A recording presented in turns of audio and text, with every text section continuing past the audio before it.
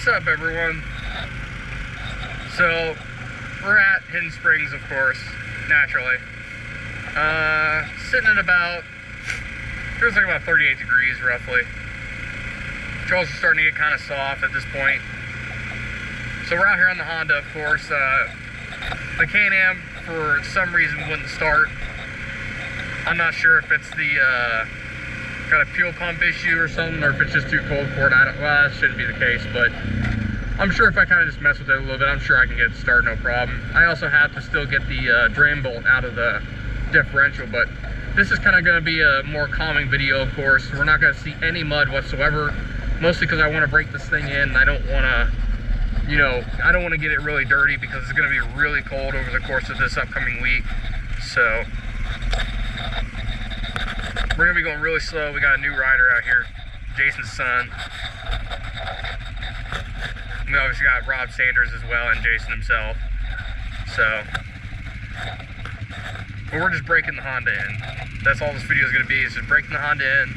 You know, we're riding it real slow, and I rode it up and down a couple of hills. Rode up this rock hill over here, which is really steep, and it just crawled right up it. I mean, it was really just amazing, and that's something that the Can-Am would not be able to do on the tires it's got now. I mean, if I put it on the Mega Mayhems, I think it'll do it then, but the way this thing just creeps, I mean, there's no comparison. The Can-Am just doesn't have that. But I mean, the Can-Am definitely has speed. Like, there's no question this Honda is definitely slower than the Can-Am. I mean, that's just a fact. But, you know, so I tested out the four-wheel drive with the locker. It all works really, really well. I don't know if it's on the fly four-wheel drive. Someone in the comment section will probably give me some insight on that. But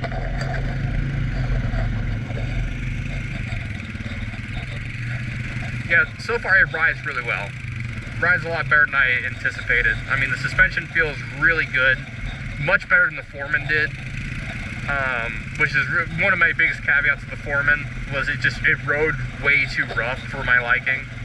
But this Honda rides great, you know, and I'm so glad about that. It sounds good for the most part, a little bit more noise than what the old Foreman did, but, you know,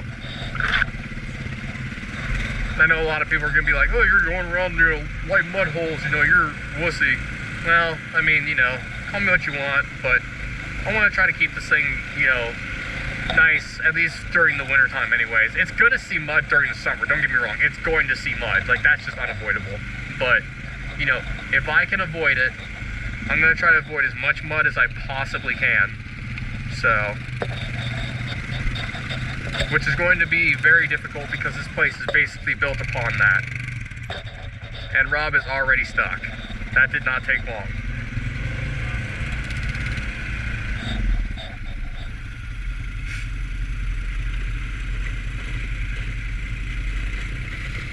He's the only one with a winch too, so. Well,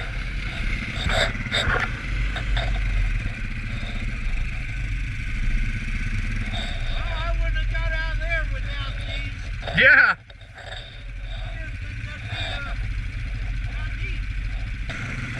I hope the camera angle is okay. Anyone in the comment section, just let me know if the camera angle is off, and then, you know, I'll fix it.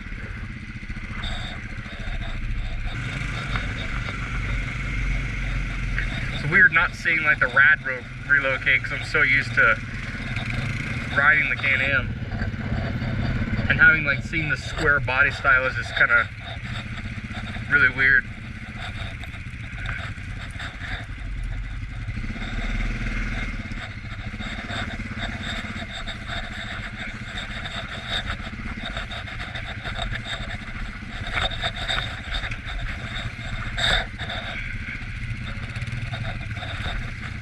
This is also one thing that Honda's really good at, is like their engine braking, because you can engine brake in obviously any gear, and it saves your brakes so much. It's one of the reasons why, like, you know, Honda brakes last as long as they do. Yeah, you don't ever have to use them. Parking brake, and that's about it. And I haven't had to use like full drive diff lock going down a hill yet. I'm sure I will eventually, but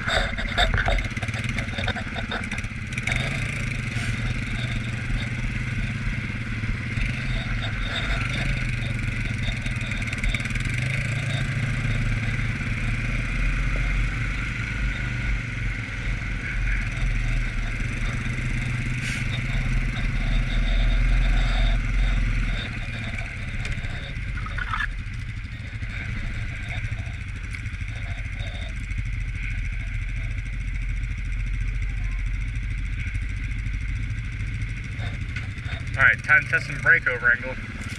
Oh no, we're going straight, never mind.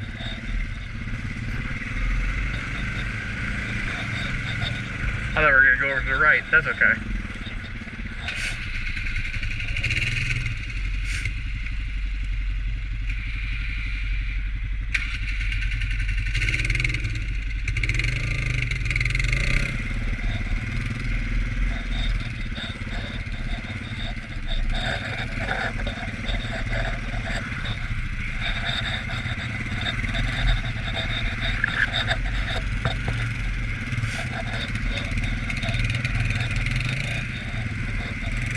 It amazes me how well this thing rides for being a utility machine, because like I've always wondered how how the difference between the Foreman and the Rubicon and how they ride, because I know that the Foreman has a straight axle and obviously the Rubicon's IRS, so I was kind of curious of how, you know, how differently they ride. Because as far as I know, I think that's like the only real difference between the Foreman and the Rubicon, is that the Foreman, like I said, has that straight axle, and you know the Rubicon obviously doesn't. So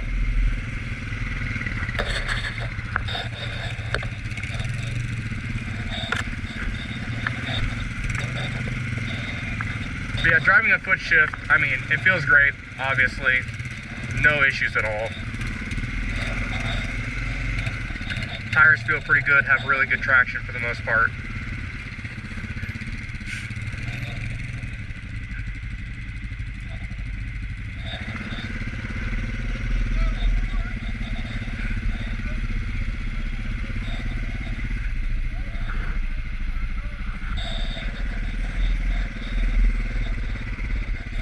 Ground clearance.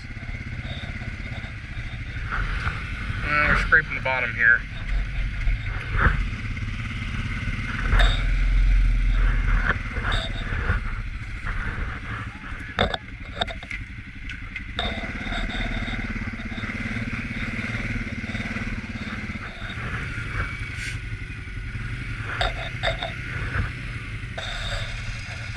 All right, stop.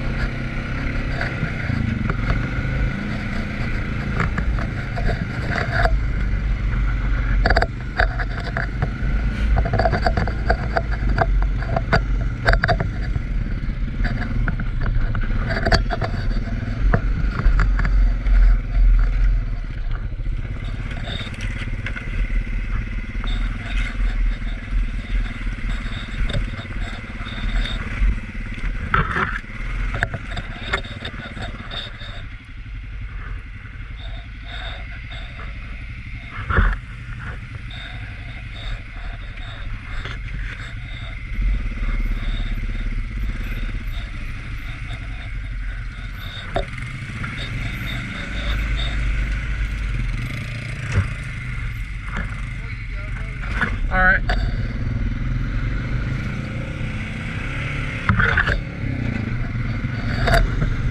You know, it's nice to be able to kind of sit back, just kind of relax once, and just kind of cruise around.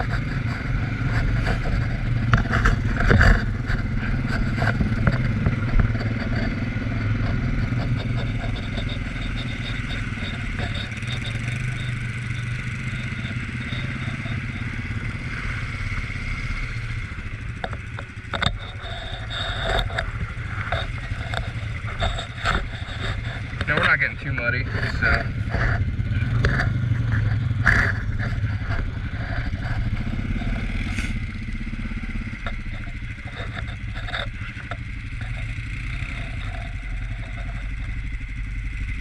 more wheel speed.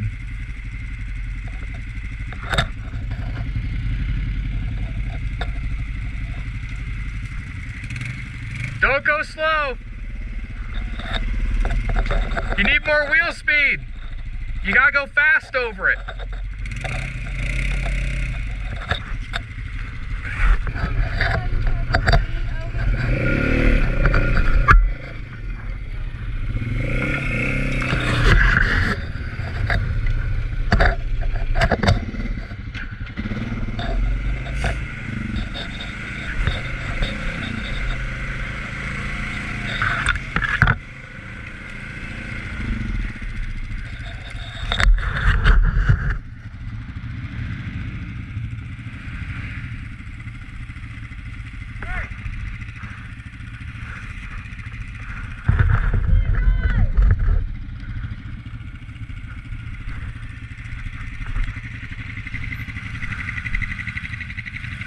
You gotta back up.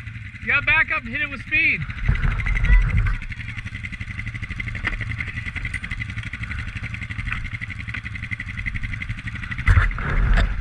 Getting almost too warm. Got my jacket open and everything.